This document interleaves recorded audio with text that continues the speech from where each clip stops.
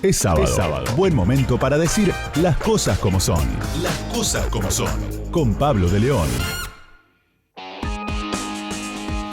Muy bien, decíamos en el arranque que el tema Bolivia, el tema Chile lo queríamos analizar con mucho cuidado y con alguien que conoce absolutamente esta historia de una manera de un especialista propio. Así que voy a saludar a un colega a quien respeto muchísimo, como es Marcelo Cantelmi, el jefe de política internacional del diario Clarín, y aparte es docente en la Universidad de Palermo y director del Observatorio de Política Internacional de la UP. Marcelo Cantelmi, ¿cómo estás? Pablo de León te saluda aquí en Las Cosas Como Son y en Radio con vos. ¿Cómo te va, Pablo? Sí, acá estamos encima de un conflicto tras de otro. Realmente es una época brava. Sí, toda esta historia latinoamericana se puede ser básico y decir todo tiene relación y Argentina no está exenta, o no, son casos puntuales Bolivia, caso puntual Chile. No, en absoluto. No son casos puntuales. Esos dos, ni lo fue Ecuador, ni lo es el actual levantamiento social en Bagdad, o en Líbano, o en Argelia, para citar solo algunos, o el que se está insinuando ya como están de fuerza en Panamá. Hay un crecimiento de la resistencia al estilo de lo que fueron los indignados después de la gran crisis del 2008, estos que sociólogos como Ulrich Beck decían que no eran proletarios, sino que la clase media que va sobre sus instituciones de las calles para pedir mejoras básicas en democracias que funcionan o conseguir democracias donde no las hay. En el caso de Chile, por la enorme desigualdad del modelo chileno, que fue exitoso, ¿no? Sin duda, sí. Y el otro Chile, si querés, que ha sido Bolivia en los últimos 15 años, en el sentido de un crecimiento también muy parejo a la economía a nivel macro, un país que se civiliza con Evo Morales, mejora infinitamente, pero que tiene una democracia muy irregular, muy paternalista, donde se nota que además la situación económica del mundo, que este es otro aspecto importante, Pablo, marca también los pasos de la reducción de la capacidad de los estados para generar cierto nivel de colchones amortiguadores sociales. De modo que si en Chile vos tenés una demanda por desigualdad, en Bolivia tenés una demanda por una democracia mucho más participativa. Sí. En los dos países los productos principales que venden, el cobre y el gas, han perdido enormemente valor de mercado. Los dos países no tienen la renta que tenían antes, como le pasa a Ecuador con el petróleo, y esto hace que la situación social se agudice, y esto se produce porque hay que asumirlo. La economía del mundo se está desacelerando. El año que viene va a ser mucho peor que esto es muy concreto.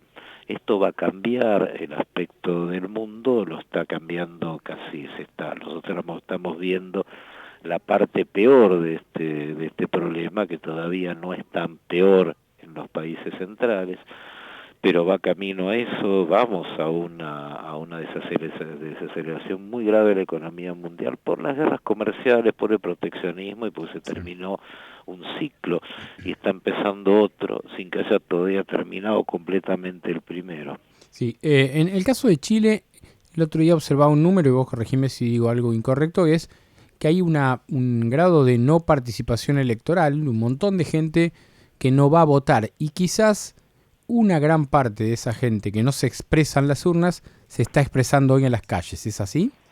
Sí, es el sector que menos vota, es el sector juvenil, una rama muy importante dentro de la población chilena.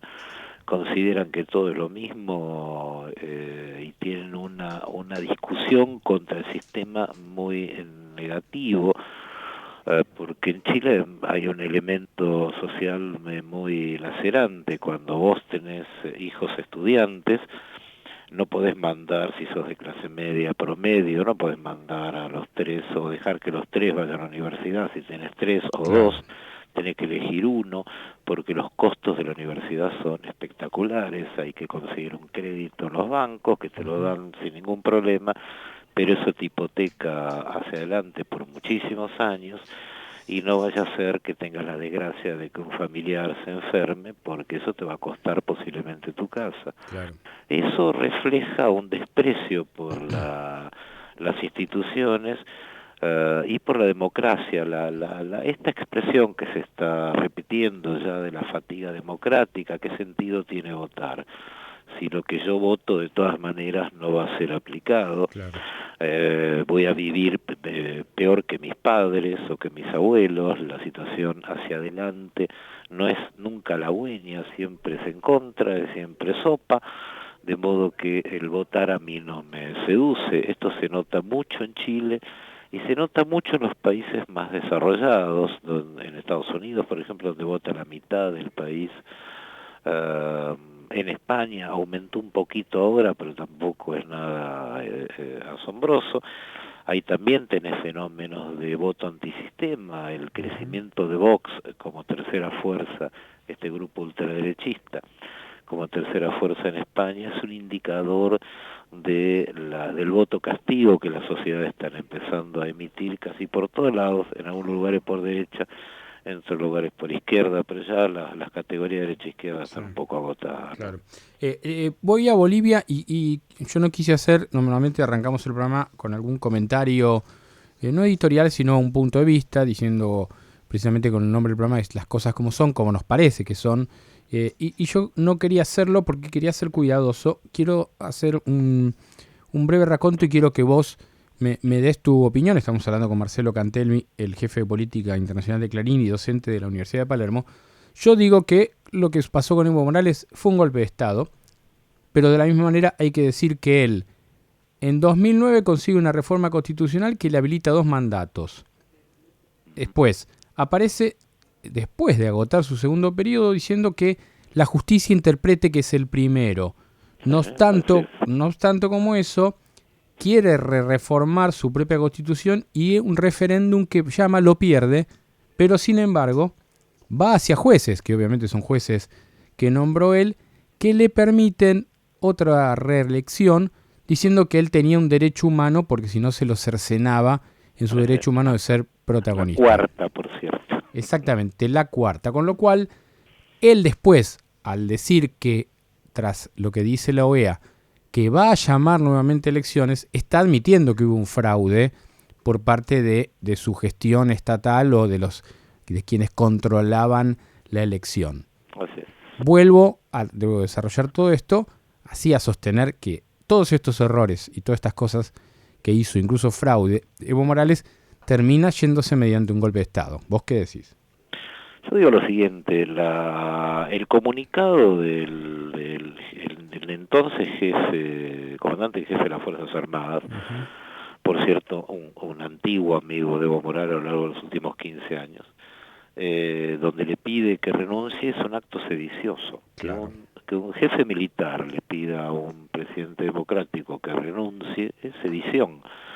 La sedición en ese sentido es golpista. Claro. Pero esa es la foto.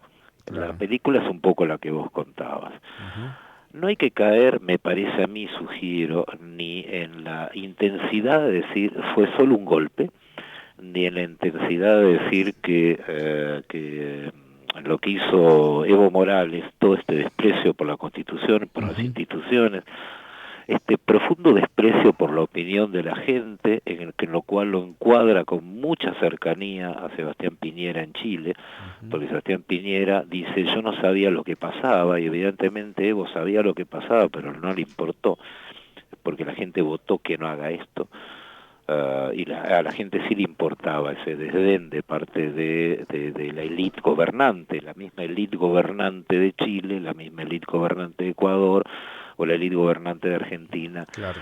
que cree que descubre después de las PASO que había un problema social en Argentina. Digo, este este tema de no me di cuenta, Sí. le cabe a todos. A mí me irrita un poco cuando me dicen que lo de Chile es una pueblada y lo de Bolivia es la CIA. Una Claro, hora y claro. media La lectura de la izquierda aproximadamente. argentina, por ejemplo, ¿no? Sí, por Sí. llamarla generosamente izquierda. Yo soy muy cuidadoso con el nacionalismo, digo nacionalismo con C, no voy a ser tan malo. Pero nosotros vivimos tan a la derecha en esta época que la socialdemocracia nos parece de izquierda y es una creación del imperio alemán, recordemos, una creación del capitalismo muy buena, pero es socialdemocracia, ¿no? La izquierda es una cosa un poco más compleja, hay que leer, hay que aprender, hay que ver en qué se gastan los presupuestos para determinar si un gobierno es o no de izquierda. Lo otro es socialdemocracia, que no está mal. No está mal. Bueno, y lo otro, y después tener los emergentes ultranacionalistas, que para mí esos son los K, el chavismo, ya cerca del fascismo. Digo, pero izquierda no, digo, eso es un error de caracterización. Ahora parece un hombre... Pero déjame terminar un Sí, punto, sí, que es una información que se está mirando sí. poco. Bastante antes de que este militar en Bolivia le pida la renuncia a Evo, se la pidió la COB, la Central Obrera Boliviana. La Central Obrera Cierto. Boliviana le recomienda a Evo que renuncie. ¿Por qué le recomienda que renuncie? Porque el informe de la OEA es devastador sobre el fraude en las elecciones del 20 de octubre. Y fue una sorpresa enorme para Evo Morales, que estaba contrito cuando él dice, bueno, vamos a hacer otra elección. Fue una sorpresa porque él esperaba que la OEA le validara las elecciones, porque ahí estaba su amigo Luis Almagro, a quien consideraba un hermano, como lo señaló en abril de este Sí. año, porque Luis Almagro, porque se le ocurrió, uno vaya a saber por qué, contradijo todo tu discurso, Pablo. Él dijo, tiene todo el derecho del mundo a presentarse, Sí, aunque haya habido un referéndum, aunque viera la claro. Constitución. Bueno, Lo defendió públicamente Evo sí. Morales. Y Evo Morales pensaba que ese amparo se iba a extender a una manipulación de las elecciones que por todo lo que estamos Sí. conociendo es muy grotesca además. Tengo una pregunta, Marcelo Cantelmi. Sí. Aparece en toda esta historia de esta llamativa presidenta que asume sin el aval. Sí, llamativa por lo que dice, Sí, por sus tweets borrados, ¿no? Sí. Y en el medio de todo eso termina apareciendo un personaje llamado Luis Camacho, que si no me equivoco no tiene ni partido político, como un emergente de todo esto. Digo, ¿cómo aparece ese hombre, que encima es un facho, es un fascista, cómo aparece así de la nada y termina subido al escenario o al palco de quien asume como presidente de Bolivia? Bueno, ahí yo sí lo responsabilizo de Evo Morales, porque la crisis política que se arma en Bolivia a partir de la discusión que hace la gente, los estudiantes, por esta nueva presentación electoral de Evo, y la crisis de fraude posterior, pero aún antes que eso, digamos, en toda la campaña, genera un verdadero vacío político en Bolivia. Como decía el amigo Gramsci, ¿no? Entre medio de lo que hay y lo que viene, siempre hay un espacio donde se verifican los fenómenos morbosos más diversos, ¿no? Y este es un fenómeno morboso, este es un hombre que dirige un espacio en Santa Cruz de la Sierra, un ultracatólico, un hombre que está, te diría, hasta la derecha, Jair Bolsonaro, que revolea la Biblia, que tiene un enorme desprecio por los indígenas, que son la mitad de la población de Bolivia, Claro. y se encarama porque empieza a mostrar mucha más agresividad que la propia dirigencia opositora boliviana, que el propio Carlos Mesa, que es la persona que le empata prácticamente con una diferencia de 7 puntos a favor de Morales en la primera vuelta del 20 de octubre. Y después lo más riesgoso de esto es que este sujeto, que efectivamente no tiene ningún tipo de cargo, aparece en el balcón con su Biblia junto con esta extravagante senadora, Sí.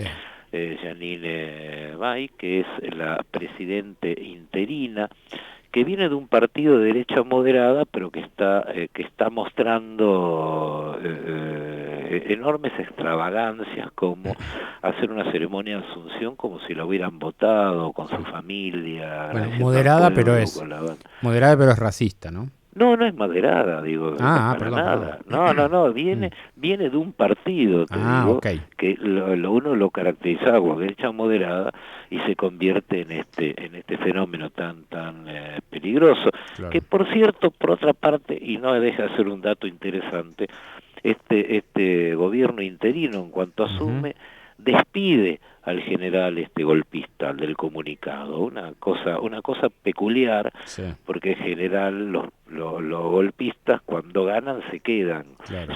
No los echan. Exacto. Con lo cual te agrega otro detalle bastante interesante dentro de todos los claros oscuros que tiene esta historia que estamos viviendo. Muy bien, para entender estos claros oscuros, no hay nadie mejor que Marcelo Cantelmi, este periodista que tengo el lujo de compartir redacción yo con él y que los varios alumnos de la Universidad de Palermo lo tienen de docente y aprenden mucho. Marcelo Cantelmi, abrazo enorme y gracias por este contacto con Las Cosas Como Son y con Radio Con Vos. Gracias a vos, Pablo. Gracias.